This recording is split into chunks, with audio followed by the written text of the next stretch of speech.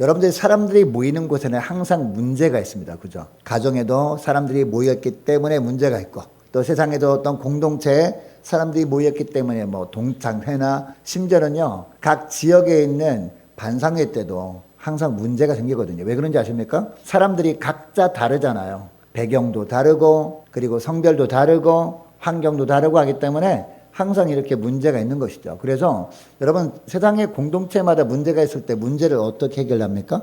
그 문제를 해결하기 위해서 사람을 세우는 것이거든요. 자, 우리 교회도 마찬가지입니다. 우리 교회도 사람들이 모인 공동체인데 다른 점이 뭡니까? 바로 예수님이 피값으로 세우신 거룩한 공동체라는 것이 다른 점이죠. 여러분, 그러니까 거룩한 공동체인 교회 안에 문제가 있을 때 그래도 세상과는 달라야 되지 않겠느냐. 교회에서 여러 가지 이런저런 문제가 있을 수 있지만 그런 문제가 있을 때마다 그래도 교회는 기도로 풀어야지라고 하면서 기도하자라고 합니다. 물론 기도해야죠. 근데 여러분, 기도만 한다고 문제가 해결이 되나요? 기도만 한다고 문제가 해결되지 않습니다. 겉으로 볼 때 문제가 해결되는 것처럼 보이지만 속에 응어리도 다 있는 것이죠. 그래서 우리가 간절히 기도한 다음에 어떻게 됩니까? 기도한 다음에 기도할 때 하나님의 말씀을 주시거든요. 그 말씀을 통해서 하나님의 방법을 알고 그 하나님의 방법대로 일꾼을 세울 때 우리가 이 교회가 비로소 여러 가지 문제들이 풀리게 되는 것을 보게 되는 것이죠. 자, 교회가 문제가 있을 때 그 문제가 해결되는 하나님의 방법이 뭐라고요? 바로 일꾼을 세우는 것인데, 자, 일꾼을 세우는 게 하나님의 방법이라면 또 이런 질문을 할 수 있어요. 아니, 기도하지 않는다고 해서 일꾼을 못 세우나? 라고 할 수 있거든요. 여러분, 물론 기도하지 않고도 일꾼을 세울 수 있죠. 그런데 기도하고 나서 하나님의 방법대로 일꾼을 세우는 거하고 기도하지 않고 일꾼을 세우는 것과는요, 완전히 하늘과 땅 차이입니다. 기도하지 않고 여러분 일꾼을 세우게 되면 어떤 사람을 세우려고 할까요? 기도하지 않고 그냥 우리가 생각해 보기에 어떤 사람이 일꾼으로 세워지면 교회가 평안해질 것 같다라고 생각합니까? 어떤 사람이요? 당장 딱 생각해 보면요, 첫 번째, 돈이 있는 사람. 그래야 자기 돈도 좀 쓰면서 그 사람 좀 맛있는 거 사주면서 그래야 그 사람들 달래가면서 좀 잘 아우를 수 있지 않을까라고 생각한다라는 것이죠. 그죠? 아니면 또 어떤 사람을 또 일꾼으로 세우려고 할까요? 말 잘하는 사람. 그죠? 그래야 어떤 분쟁이 있을 때마다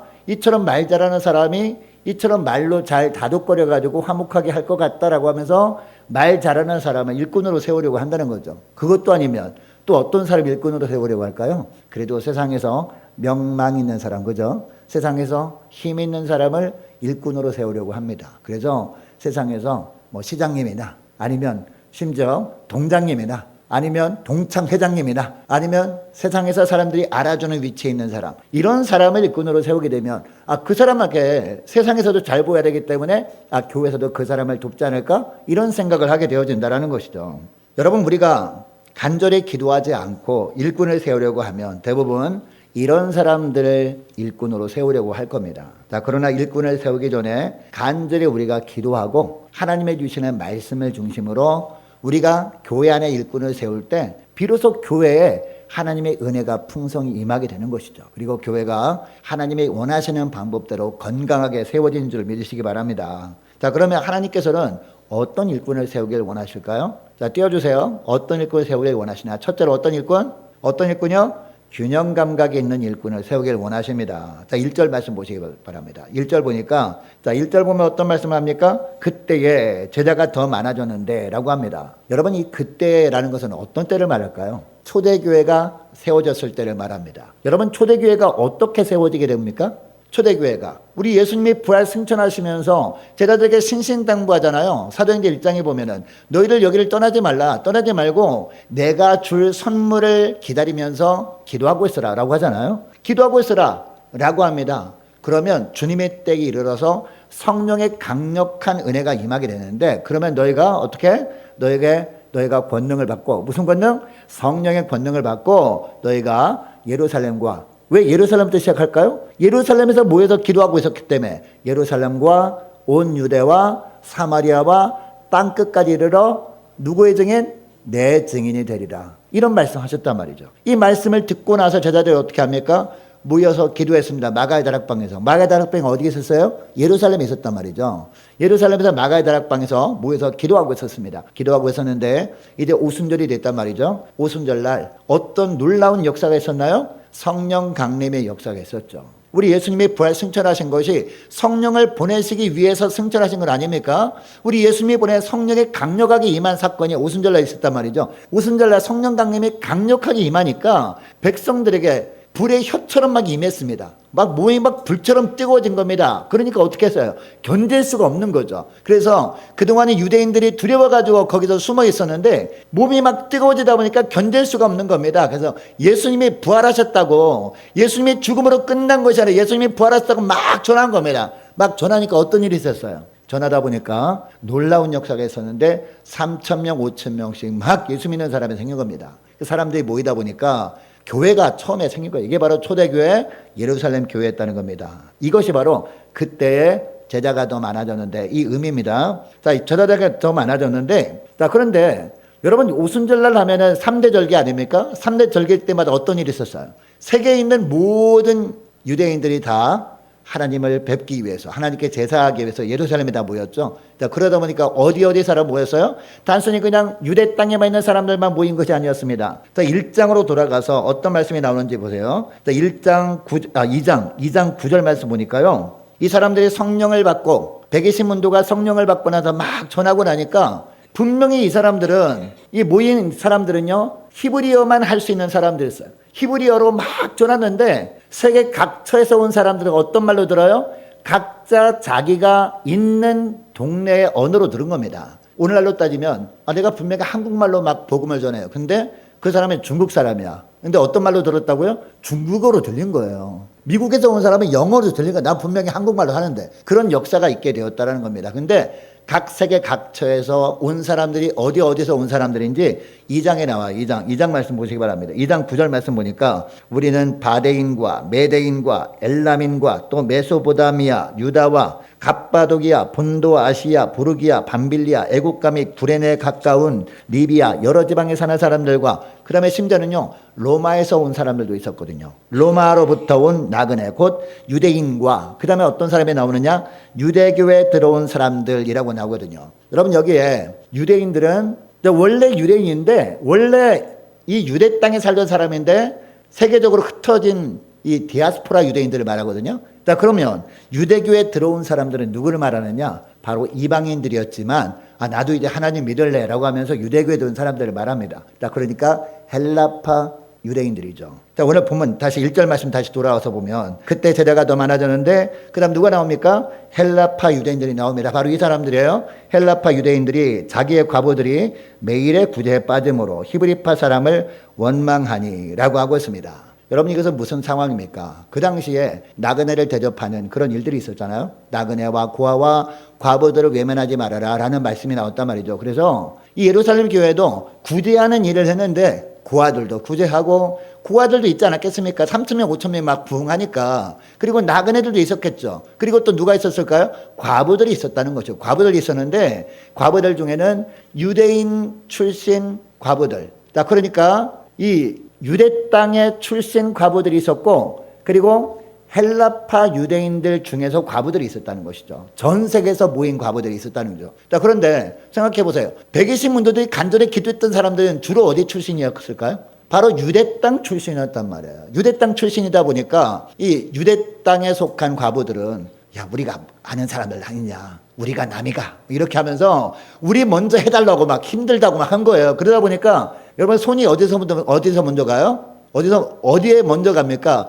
당연히 자기 아는 과부들에게 먼저 갈 수밖에 없는 거죠. 특별히 120문도 중에서 누가 구제하는 일을 담당했다라고 하고 있습니까? 바로 12제자들, 예수님의 12제자들이 이 일을 감당했다는 것이 처음에는. 자, 그런데 그것을 보니까, 자, 헬라파 유대인들, 전 세계에서 모인 사람들 중에 그 중에 과부들, 그 과부들은 어떤 마음이 들었습니까? 아니, 교회 안에서 불공정하면 돼? 하면서 어떻게 했어요? 불평했다는 거죠. 원망했다는 거죠. 이게 바로 오늘 본문 1절의 말씀입니다. 여러분, 성령의 불을 받은 제자들이었습니다. 그래도 주님을 만난 제자들이었다는 것이죠. 이처럼 변화받는 이 제자들인데 이 교회 안에 어떤 모습이 있었습니까? 원망하는 모습이 있었다는 것이죠. 그리고 불공정한 모습이 있었다는 것이죠. 여러분, 이것을 하나님이 기뻐하셨을까요? 하나님은요, 원망하는 것을 가장 싫어하십니다. 그 대표적인 예가 어디 나오냐면요. 민수기 14장에 나옵니다. 민수기 14장에 보면 13장 14장에 뭐 어떤 말씀이 나옵니까? 이제 광야 40년 세월을 이제 하면서 이제 쭉 하다가 40년 세월 하기 전에 한 1년 정도 있을 때 이제 가데스 바네아라는 지역에 도착했습니다. 가데스 바네아라는 지역은요, 이 가나안 땅 이 남쪽 지역이었단 말이에요. 그 오늘날 우리나라로 따지면 한 대전 정도만 가게 되면 그 정도만 가면은 가나안 땅이 보이는 그런 곳이었거든요. 그곳에 와서 하나님께서 12명을 뽑아라 각 지파마다 해가지고 12명이 정탐꾼을 어떻게 하라? 40일 동안 가나안 땅을 정탐하고 와라라고 명령하시잖아요. 정탐하고 왔습니다. 근데 가장 먼저 누가 보고를 해요? 10명의 정탐꾼들이 보고를 합니다. 가봤더니 그 땅의 세상에 가보니까 거인들이 있었고 거인들이 무장한 거 보니까 우리가 결코 이기지도 못하고 우리는 그들의 밥이다. 우리는 가면 다 죽는다. 이런 보고를 한 거예요. 부정적인 보고를. 이 보고를 딱 듣는 순간에 사람들이 어떻게 해요? 마음이 물처럼 녹아져 버린 거예요. 마음이 물처럼 녹아져 가지고 그 이스라엘 백성들이 어떻게 했어요? 마음이 물처럼 녹아서 부들부들 떨면서 밤새도록 통곡을 한 겁니다. 밤새도록 통곡을 하다가 모세 아론을 향해서 원망하기 시작합니다. 사람들이 차라리 자기들이 애굽에서 나오지 않고 죽었더라면 좋았을 것을 하면서 막 엉엉엉엉 울면서 막 통곡하고 난리가 난 겁니다. 그리고 심지어 어떤 얘기까지 합니까? 우리가 모세를 믿었다가 다 죽게 생겼다. 우리가 한 지휘관을 세워가지고 우리가 애굽으로 다시 돌아가자. 이런 얘기까지 한 겁니다. 여러분 왜 이렇게 원망했을까요? 10명의 정탐꾼들이 보고만 들었기 때문인 거예요. 여러분 10명의 정탐꾼들이 이처럼 부정적인 보고를 할 수는 있었거든요. 그러면은 그럼 2명 남았으니까 야 갈렙, 야 여호수아 너네도 한번 보고해봐. 그래가지고 그 사람들 보고 일단 들어봐야 될 거 아닙니까? 들어보기도 전에 부정적인 보고를 듣고 나서 막 불평하면서 막 눈물 흘리면서 통곡하면서 이 모세와 아론을 향해서 막 원망을 한 겁니다. 여러분 이 모습을 보고 여호수아 갈렙이 어떤 이야기를 합니까? 하나님이 우리와 함께 하시니까 여러분 걱정할 것이 없습니다. 저들은 우리의 먹이에 불과합니다. 그들의 보호자들은 그들에게서 이미 떠난 가운데 있습니다. 여호와는 우리와 함께 하십니다. 걱정하지 마십시오. 가봅시다 라고 한 겁니다. 그런데 하나님께서 뭐라고 하신지 민수기 14장 28절 말씀 띄워주세요. 자, 민수기 14장 28절 말씀. 자, 우리 화면을 보시면서 우리 다 같이 읽어보시면 정말 중요한 말씀이라서 시작. 그들에게 이르기를 여호와의 말씀에 내 삶을 두고 맹세하노라. 너희 말이 내 귀에 들린 대로 내가 너희에게 행하리니. 아멘. 여러분 너무나 살떨리는 말씀 아닙니까? 저는 이 말씀을 대할 때마다 진짜 삶을 돌아보게 돼요. 내가 불평하는 말 혹시 하고 있지 않은가? 너무 힘들어서 하나님 정말 죽겠어요. 그렇게 하고 있지 않은가? 돌아보게 돼요. 하나님 앞에서 하나님 너무 힘들어요. 죽겠어요. 그러면 하나님이 어떻게 하실까요? 진짜 더 힘들게 만드십니다. 하나님이 어떻게 보신지 아십니까? 너 진짜 힘든 게 뭔지 몰라서 힘들다고 그러는구나. 너 정말 죽을 지경인 게 어떤 상황인지 몰라서 너 죽겠다라고 하는구나라고 하면서 진짜 그런 상황을 맛보게 하시는 하나님이다. 이 말씀인 것이죠. 자, 그러니까 이러다가 망하겠다. 다 죽겠다 그러면 어떻게 하신다고요? 진짜로 망하게 하신다는 거예요. 진짜 죽게 하신다라는 거죠. 이것을 정확하게 보여주는 게 뭡니까? 이때 불평했던 사람들 어떻게 됐어요? 하나님이 40년 동안 광야 생활 헤매게 하셨잖아요. 하나님은 전능이 하나십니다. 능력이 하나님이신데 1년만 잠깐만 광야에서 고생시킨 다음에 가나안 땅으로 가게 하실 수 있었거든요. 자, 그런데 가나안 땅을 정탐하겠다는 것은 이제 금방 들여보내겠다는 사인이잖아요. 근데 어떻게 해요? 너를 도저히 안 되겠다. 뒤로 돌아가. 뱅글뱅글 돌아. 어디서? 광야에서 뱅글뱅글 돌아. 몇 년 동안 40년 동안 헤매게 만든 거예요. 왜 그러셨을까요? 이때 죽겠다는 사람을 진짜 다 생명을 거둬가시고 긍정적인 보고를 한 여호수아 갈렙과 그 편에 선 사람만 가나안 땅에 들어가게 하기 위해서 그렇게 한 겁니다. 여러분 오늘날 우리 교회도요 원망하고 불평하는 거 하나님이 가장 싫어하시고요. 원망하고 불평하잖아요. 그리고 죽겠다 왜 우리 교회는 이 모양일까라고 하잖아요. 더 힘든 일을 만나게 하신다라는 것이죠. 그래서 여러분 우리 교회 안에 원망하고 불평하는 그런 일이 있을 때 분열 안에 있을 때 그런 일을 방지하기 위해서 하나님이 문제를 해결하는 방법이 뭐라고요? 일꾼을 세우시는 거라고요. 여러분 원망이 없기 위해서 필요한 게 뭡니까? 모든 일을 공정하게 해야 되는 것 아니겠습니까? 내가 좋아하는 사람은 떡 하나 더 주고 내가 싫어하는 사람은 떡 주다가 뺏어버리고 그러면 여러분 불평함이 없겠습니까? 당연히 불평함이 있겠죠. 그런 교회는 건강한 교회가 아니고 이걸 원하지 않기 때문에 하나님은 일꾼을 세우시는데 어떤 사람을 세우시느냐? 균형 감각 있는 사람을 세우신단 말이에요. 균형 감각 있는 사람은 매사에 어떻게 하든지 공정하게 하려고 할 것 아니겠습니까? 그런 사람을 주님께서 재직으로 세우신 줄 믿습니다. 처음에 재직으로 세울 때 그런 기대감을 하나님이 가지시고 그런 재직들을 세우셨단 말입니다. 할렐루야. 어떤 분들은 그런 이야기를 합니다. 서리 집사님들 특송하셨잖아요. 뭐 우리는 서리 집사에 불과한데 뭐 더 계급이 위인 이제 안수 집사님이나 장로님이나 권사님들이 하면 되지. 우리야 뭐 그냥 예배만 열심히 드리면 되는 거 아니냐? 천만의 말씀이에요. 재직이 뭡니까? 하나님이 세우신 일꾼이라는 뜻인데, 그리고 직원이라는 뜻입니다. 교회 안에. 자, 그러니까 서리 집사나 장로님이나 권사님이나 안수 집사님들이나 하나님 앞에서는 똑같은 일꾼들이에요. 믿으십니까? 왜 그럼 서리 집사님이 있고 그냥 일반 안수 집사님이 있고 다른 점이 뭘까요? 안수 집사님은요 그냥 항존직이에요. 근데 서리 집사님들이 1년 동안 똑같은 일을 하는 겁니다. 하나님의 맡기신 일을. 이게 바로 재직이란 말이에요. 자, 그러니까 우리 재직들은 삶을 돌아보면서 하나님이 나를 그런 내가 볼 때도 별로 균형 감각이 없어 보이는데 공정하지 않은 것처럼 보이는데 왜 하나님께서는 균형 감각이 있는 것으로 여기시고 나를 세우셨을까라고 돌아보면서 어떤 기도를 해야 될까요? 하나님께서 보시기에 합당한 균형 감각에 있는 재직이 되게 해달라고 기도해야 될 줄로 믿습니다. 그래서 모든 일을 감당할 때 하나님 불평함이 없게 해주시고 모든 일을 감당할 때 공정하게 일을 처리함으로 말미암아 주님의 몸된 교회를 건강하게 세워나가는 재직들 되게 해달라고 간절히 기도하는 저와 여러분 되시기를 축복합니다. 자, 그리고 둘째로 어떤 사람을 하나님의 일꾼으로 세우시느냐? 두 번째로 어떤 사람? 성령이 충만한 사람을 세우신다. 자, 3절 말씀입니다. 3절 말씀. 자, 우리 함께 우리 성경 말씀을 우리 함께 읽겠습니다. 3절 시작. 형제들아 너희 가운데서 성령과 지혜가 충만하여 칭찬받는 사람 7을 택하라. 우리가 이 일을 그들에게 맡기고 라고 하고 있습니다. 자, 그리고 5절도 보세요. 5절도 보니까 온 무리가 이 말을 기뻐하여 믿음과 뭐가 충만한 사람? 성령에 충만한 사람, 이런 사람을 세웠다 라고 하고 있습니다. 여러분, 교회에서 하나님의 맡기신 일을 감당하게 되면 여러분 감당하다가 중간에 내가 너무 힘들다고 목사님 저 일 내려놓을래요. 그럼 됩니까 안 됩니까? 돼요 안 돼요? 당연히 안 되죠. 한 번 맡기면 끝까지 감당해야 되는데 중간에 가다가 마음이 바뀔 수 있잖아요. 처음에 시작할 때는 막 하나님께 감사해가지고 몸을 불살라가지고 마지막까지 할 마음이 당연히 생기죠. 근데 하다 보면요 여러 가지 어려운 일을 만나가지고 하나님께 기도해보기도 되는 목사님한테 해가지고 와가지고 처음에는 열심히 하려고 그랬는데 도저히 안 되겠어요. 힘들어 죽겠어요.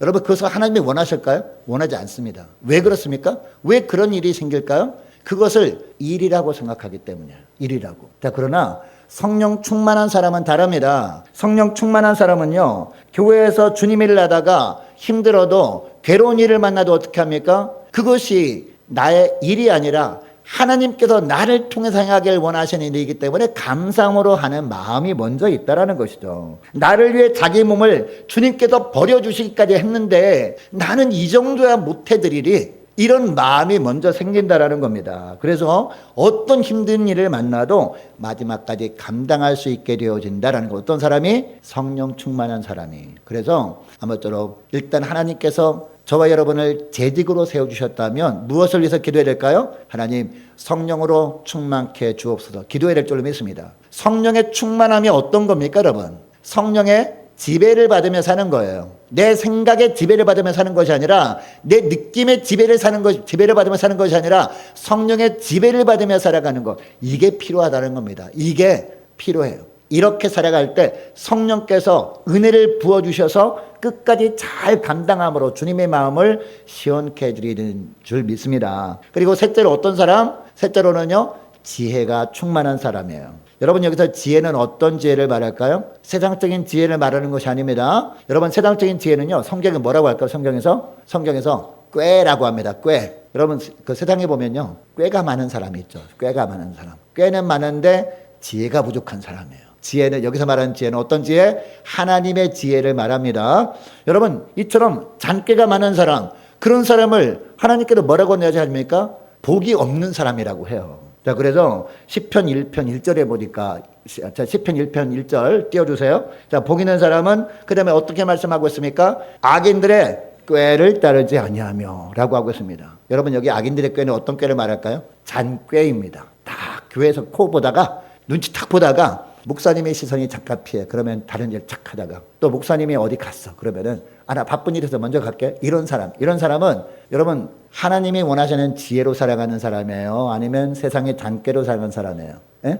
잔꾀가 많은 사람이잖아요. 그래서 목사님이 온다라고 신호가 딱 오면은 얼른 와서 일하는 척하고, 제가 서울에 있을 때 그런 분이 있더라고요. 교회 대청소할 때 보면 항상 보면 담임 목사님이 출동한다 그러면 뭐 다다다다닥 달려와서 막 일하는 척해. 그러면 칭찬은 다 받아. 그래서 아침부터 저녁까지 땀을 뻘뻘 흘리면서 하는 사람은요, 칭찬 못 받고, 잠깐 와가지고 일하는 척 하는 사람, 그런 사람은 항상 목사님 딱 보는 앞에서 열심히 일하는 척 하거든요. 그러면 아이고 우리 집사님 정말 대단하십니다, 집사님 때문에 삽니다, 이런 말 들으면 너무 기분 좋거든요. 그러면 다른 사람들은요, 다른 사람은 땀을 뻘뻘 흘리면서 일을 하는 사람들은 입이 약간 나오죠. 그죠? 그럼 우리 부교육자리 가가지고 막 달래줍니다. 막 식사하면서 아유 하나님 알아주시니 되지 막 그러거든요. 여러분 꾀로 살지 마시고 지혜로 살아갈 수 있기를 축복합니다.